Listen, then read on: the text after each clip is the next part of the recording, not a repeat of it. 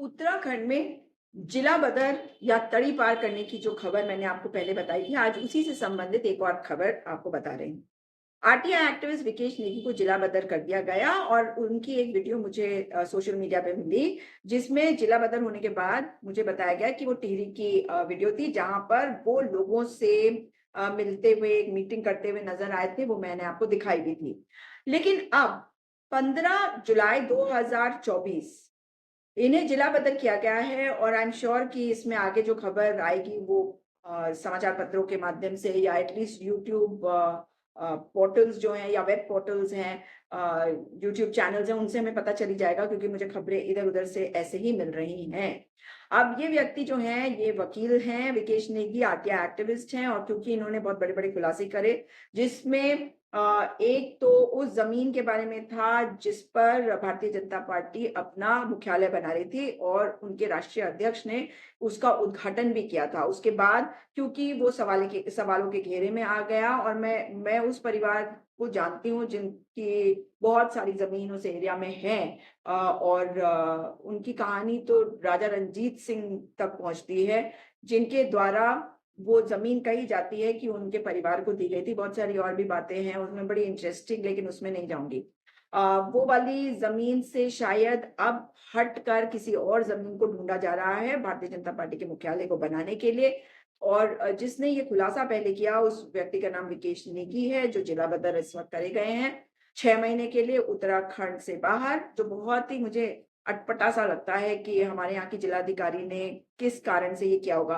और ये 1971 का जो एक्ट है, इसके तहत अगर वो जो समय अवधि होती है और इस केस में 6 महीने की, अगर वो वापस जिले में दिखते हैं तो उनको अ, उनके ऊपर कठोर कार्यवाही गुंडा एक्ट लगा के करी जाएगी। मगर भारतीय जनता पार्टी की सरकार का यही काम है कि चुप कराने के लिए आप लोग बोलिए नहीं, इसके लिए वो हर हथकंडा इस्तेमाल करते हैं, इसीलिए चुप कराने की ही तरफ इशारा है यहाँ पर भी, और ताकि और लोग भी जो हैं, जो आरटीआई एक्टिविस्ट हैं, जो आरटीआई का इस्तेमाल करते हैं, आरटीआई से तो कागज़ जो आपको मिलते हैं, वो सर्टिफाइड डॉक्यूमेंट्स होते हैं। अगर उनको उनके बेस पर अगर इन्होंने बातों का खुलासा किया, जैसे ये वाला मैटर है, या सैन्य धाम का मैटर है, या कैबिनेट मंत्री गणेश जोशी जी के आय से अधिक संपत्ति का मैटर है, कैसे इन्होंने एक मैटर खोला था जिसमें इन्होंने कहा कि जो ज़मीनें हैं या प्रॉपर्टीज़ हैं मंत्री गणेश जोशी की, वो मतलब ट्रांसफर, गिफ्ट ये सब करा जा रहा था और उसमें उन्होंने घोटाला बताया था कि उनके आय से ज़्यादा संपत्ति है। उसके बाद सैन्य धाम जो है,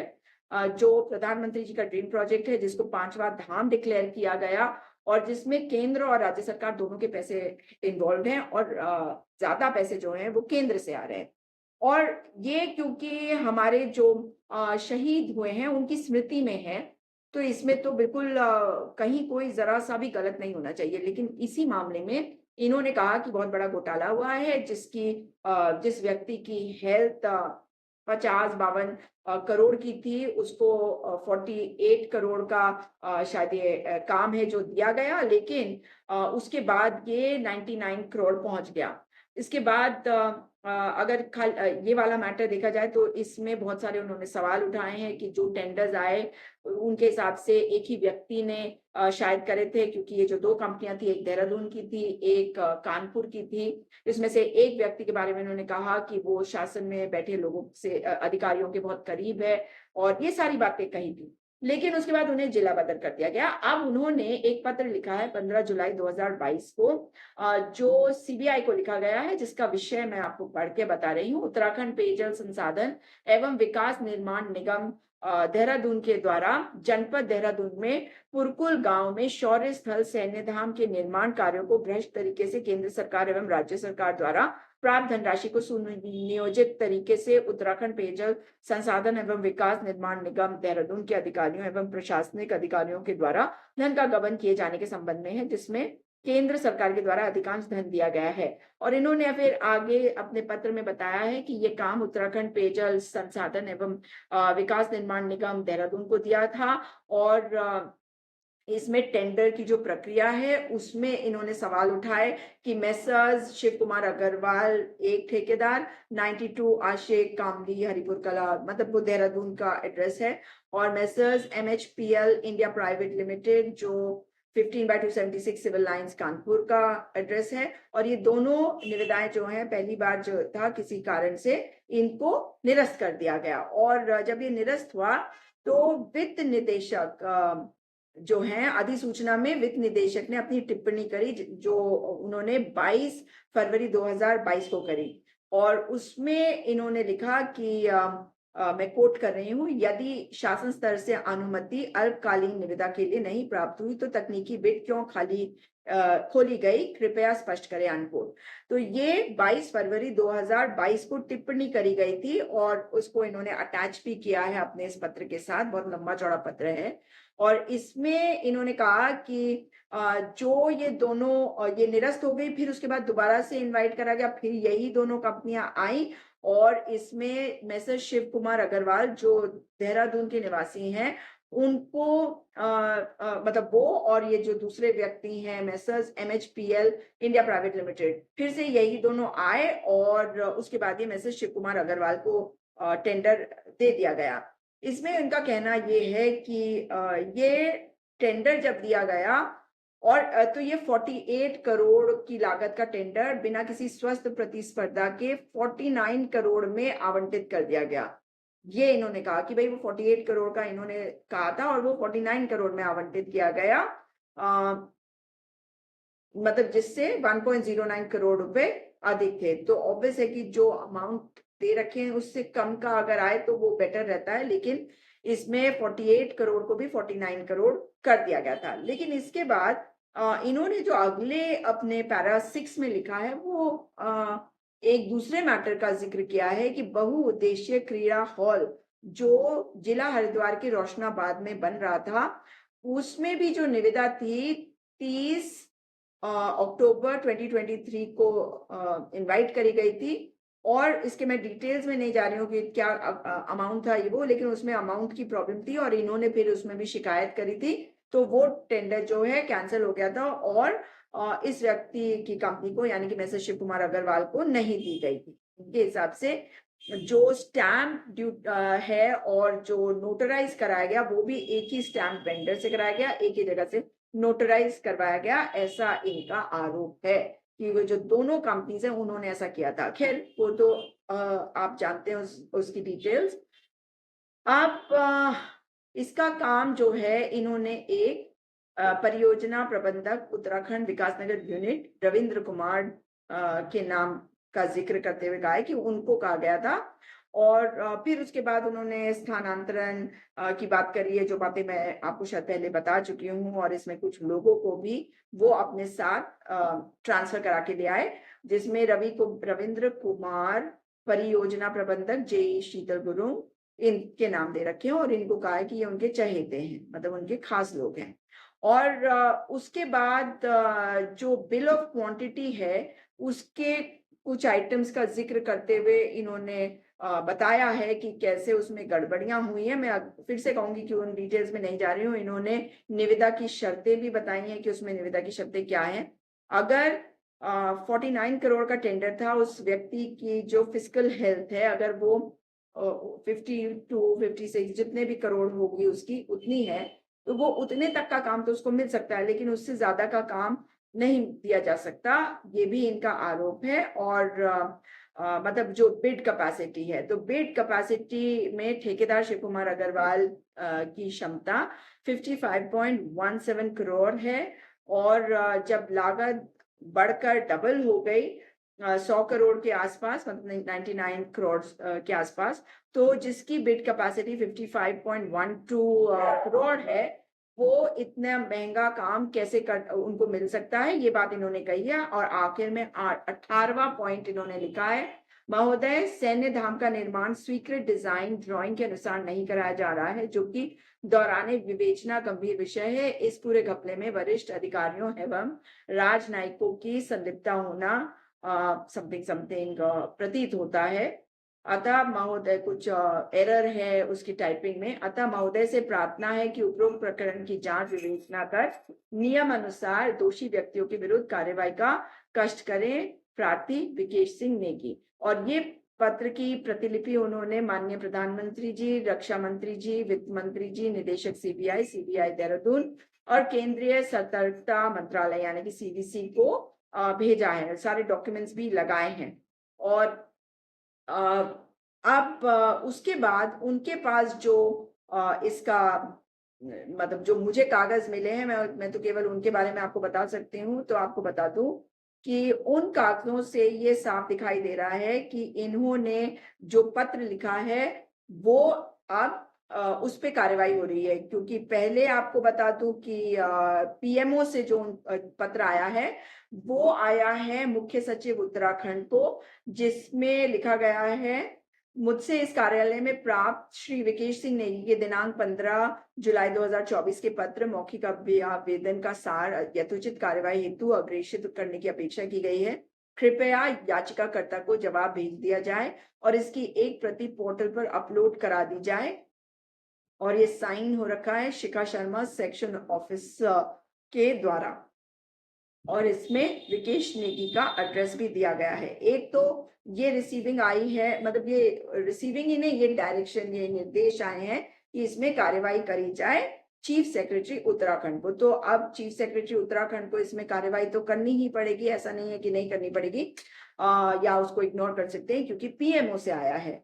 तो उम्मीद करते हैं कि इसमें कुछ इन्वेस्टिगेशन होगी। और 25 जुलाई 2024 को सीबीआई की तरफ से भी chief secretary government of Uttarakhand को लेटर आया है, जिसमें उन्होंने लिखा है, ये पत्र हमारे पास आया है विकेश नेगी देहरादून का, और ये कंप्लेंट है officers and officials of Uttarakhand पेयजल संसाधन एंड विकास निर्माण निगम देहरादून उत्तराखंड। और साथ में कहा गया है, it is intimated that this branch of CBI has not made any inquiry in the above mentioned complaint. और अभी आपको हम ये फॉरवर्ड कर रहे हैं for necessary action at your and.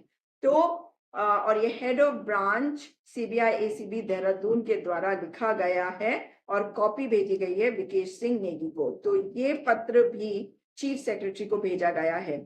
यानी कि जो इन्होंने उत्तराखंड पेयजल संसाधन और विकास निर्माण निगम देहरादून उत्तराखंड के ऊपर आरोप लगाए हैं, उस पर कार्रवाई करने के निर्देश पीएमओ से और सीबीआई की तरफ से चीफ सेक्रेटरी को आए हैं। अब देखना ये होगा कि इसमें अब कार्रवाई होती है, क्या होती है, इसमें रिजल्ट क्या होता है ये तो पता नहीं, मगर एक स्टेप आगे। अब जो विकेश नेगी है उनका मुझे कोई वीडियो अभी पिछले कुछ दिनों में नहीं दिखा है, जो मैंने पिछला वीडियो, बल्कि वो तो परसों ही मैंने डाला था, उसके बाद मैंने नहीं देखा है। तो मैं ये नहीं बता सकूंगी कि उनका इस पर क्या कहना है या उन्होंने कुछ कहा। अगर कोई ऐसा वीडियो आपको मिले तो वो मेरे साथ जरूर शेयर करिएगा। लेकिन मैं फिर कहूंगी कि हमारी सरकार को फिर से इस पे पुनर्विचार करना चाहिए कि लोगों को चुप कराने की कोशिश ये सही नहीं है।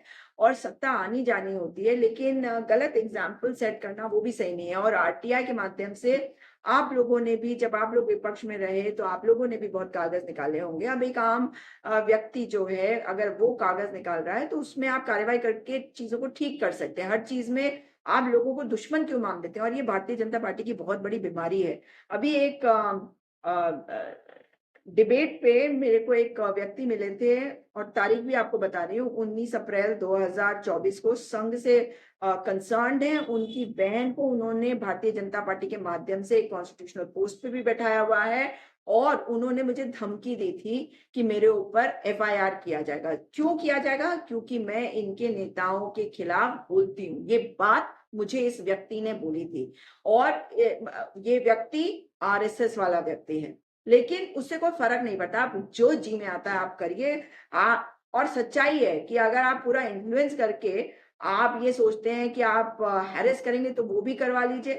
अगर आप सोचते हैं कि मैं हैरेस हो जाऊंगी या मुझे दिक्कत होगी, तो ये आप बहुत बड़ी गलतफहमी में रहते हैं। जिस दिन मैंने बोलना शुरू किया था उस दिन मैंने ठान लिया था कि मैं अपने देश के लिए बोल रही हूँ, अपने लोकतंत्र के लिए बोल रही हूँ। और जिन नेताओं के लिए इन्होंने बोला था उनमें से एक ने चुनाव लड़ा, और इन्होंने मुझे कहा कि मैं उनके लिए बहुत खराब भाषा बोलती हूँ। मैं जो भी बात बोलती हूँ वो पॉलिटिकली बोलती हूँ, कभी किसी के पर्सनली किसी के लिए नहीं बोला मैंने।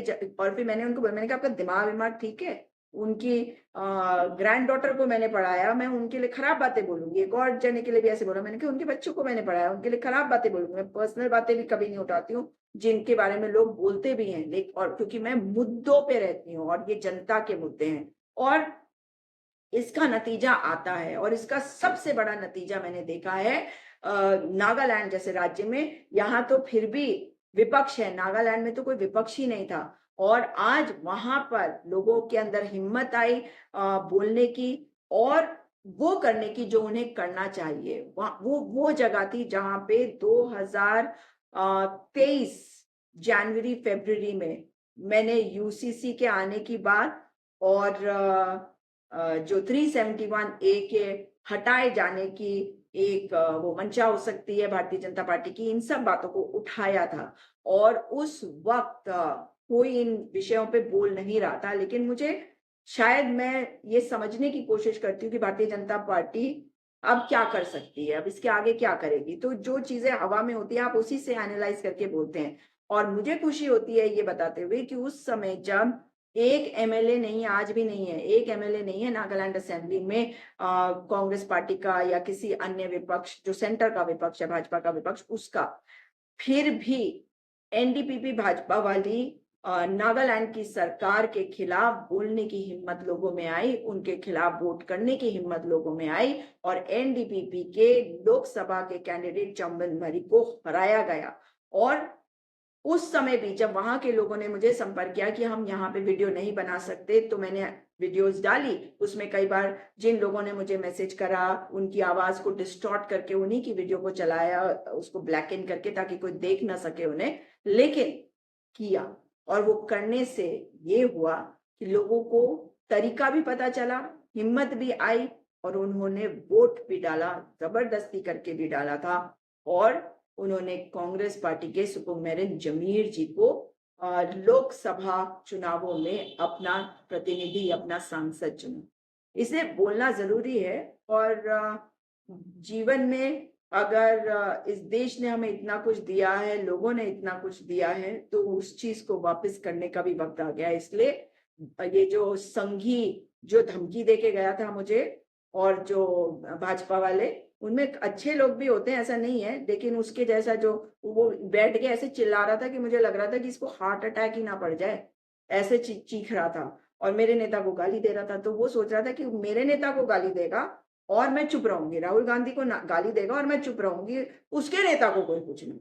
भाई इस गलतफहमी में मत रहना अगर देख रहे हो। और खास करके ये व्यक्ति, क्योंकि मेरी वीडियो देखता है तभी तो मुझे बताता है कि मेरी वीडियो में क्या होता है, बताओ। और मुझे ये भी बता रहा कि मुझे तो राष्ट्रीय प्रवक्ता बनाया जा रहा था, पर मैंने कहा मैं देहरादून छोड़ के नहीं जा सकता। मतलब कंपटीशन अगर होता है तो आपके अपने स्पेस में होगा ना।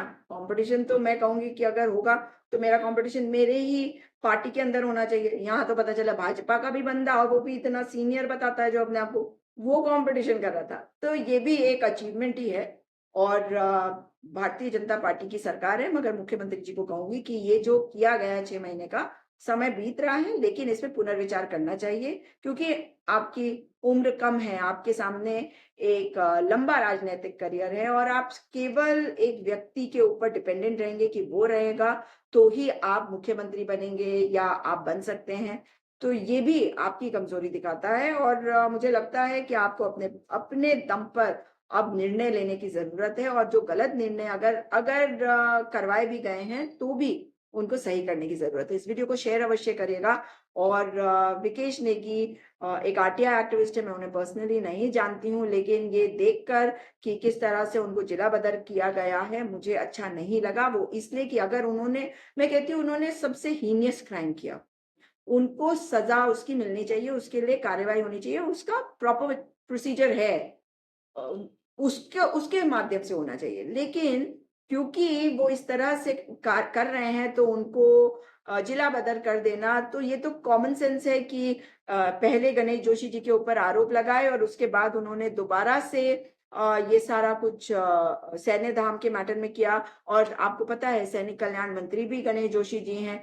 तो ऐसा लग रहा है कि इसमें कई चीजें भी हो सकती हैं कि केंद्र की सरकार का प्रोजेक्ट है, इसलिए भी इनके ऊपर कार्रवाई कर दी गई होगी। हो सकता है मुख्यमंत्री जी को ये पता ना हो कि अब भ्रष्टाचार का जो मैटर है उसको अगर आप दबाने की कोशिश करते हैं तो वो बाहर निकल के आता है। और मुख्यमंत्री जी के बारे में कह रही थी मैं कि हो सकता है कि उनको पता ना हो कि इस चीज को दबाने की कोशिश करी जा रही है, क्योंकि मुझे लगता है कि अगर मुख्यमंत्री जी को पता चले कि प्रधानमंत्री जी के ड्रीम प्रोजेक्ट में कुछ गलत हो रहा है तो वो उसको ठीक करने की कोशिश करेंगे। मुझे ऐसी उम्मीद नहीं है, चाहे वो पुष्कर सिंह धामी जी हों, चाहे इसके पहले त्रिवेंद्र सिंह रावत जी रहे हों। मेरा ऐसा मानना है कि कोई भी भारतीय जनता पार्टी का मुख्यमंत्री हो, लेकिन वो इसको इस मैटर में वो ये देखने की कोशिश करेंगे कि इसमें कहाँ पे कहीं गड़बड़ हो रही है, गलती तो नहीं हो रही है, उसको ठीक करने की कोशिश करेंगे, ना कि उसे दबने देंगे। इसलिए मुझे लगता है कि हो सकता है कि कहीं कुछ मिस इंटरप्रिटेशन या मिसलीड करे गए हैं हमारे मुख्यमंत्री जी। उम्मीद कर रही हूँ कि इस फैसले को वापस करवाएंगे। अभी तो 1 महीना नहीं हुआ है, लेकिन 6 महीने का समय है और पहले करवा लेंगे तो वो अच्छा रहेगा, बजाय इसके कि किसी कोर्ट से हो, तो उससे किरकिरी भी मचती है और ये किरकिरी कई सरकारों ने झेली है अपने निर्णयों को लेकर, जब कोर्टों से उनके निर्णय जो हैं वो पीछे करे गए, निरस्त करे गए। हाँ, ठीक है, आपकी प्रचंड बहुमत की सरकार केंद्र में भी है, लेकिन कोर्ट्स तो अभी भी हम इंडिपेंडेंट ही मानते हैं और अपने कानून पर हमें भी विश्वास है, और अब भी है और अब भी और रहेगा। कुछ भी कर ले, कोई भी कर ले। इस वीडियो को शेयर अवश्य करिएगा और हिम्मत हमेशा बना के रखिएगा, डरना नहीं है। और अगर कहीं पे कुछ गलत होते हुए दिखे तो अवश्य उसके बारे में बोलिए। दोबारा मुलाकात होगी। नमस्कार।